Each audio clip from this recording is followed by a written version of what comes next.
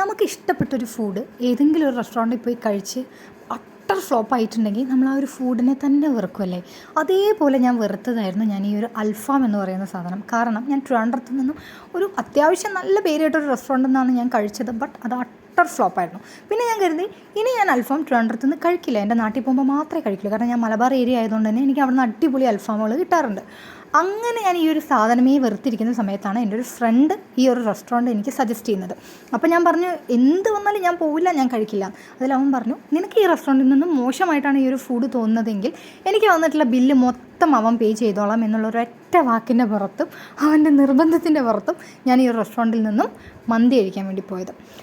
അൽഫാമാണ് ഞാൻ mainly focus ചെയ്യാറ്. മന്തി rice എനിക്ക് അത്ര വലിയ താല്പര്യമില്ലാത്തതുകൊണ്ട് തന്നെ അത് ഞാൻ അധികം ഫോക്കസ് ചെയ്യാറില്ല. അങ്ങനെ ഞാനൊരു പെറി അൽഫാം ഓർഡർ ചെയ്തു. ദെൻ പൊറോട്ടയാണ് ഞാൻ കഴിച്ചത്. പക്ഷേ ഉള്ളത് പറയാലോ, ഈ ഒരു റെസ്റ്റോറൻറ്റ് എന്നെ ഞെട്ടിച്ചു. ട്രിവാൻഡ്രത്ത് അൽഫാം ഉണ്ടാക്കാൻ കഴിയില്ല എന്ന് പറഞ്ഞ് സകലരടുത്തും വാദിച്ചുകൊണ്ടിരുന്ന ഞാൻ എൻ്റെ ആ വാദങ്ങളെല്ലാം പൊളിഞ്ഞു എന്നൊരു ലെവലിലെത്തി. കാരണം അത്രയും അടിപൊളിയായിരുന്നു ഇവിടുത്തെ പെരി അൽഫാം. ഞാൻ പറഞ്ഞു വന്നത് വേറൊരു റെസ്റ്റോറൻറ്റും അല്ല, നമ്മുടെ ഇറാനി റെസ്റ്റോറൻറ്റിനെ കുറിച്ചിട്ടാണ്. ട്രിവാൻഡ്രത്തുള്ള എല്ലാവർക്കും അറിയുന്നുണ്ടാവും, അത്യാവശ്യം നല്ല ഫേമസ് ആയിട്ടുള്ള ഒരു റെസ്റ്റോറൻറ്റാണ്. ഇവർക്ക് ഒരുപാട് ഔട്ട്ലെറ്റ്സുകളുണ്ട്. ഇവരുടെ തട്ടുകടകളെല്ലാം അടിപൊളിയാണ് കേട്ടോ. അവിടെയെല്ലാം ഞാൻ പോയിട്ടുണ്ട്. പക്ഷേ ഈ ഒരു സ്പോട്ടിലോട്ട് ആദ്യമായിട്ടാണ്. ശരിക്കും ഞെട്ടിച്ചു.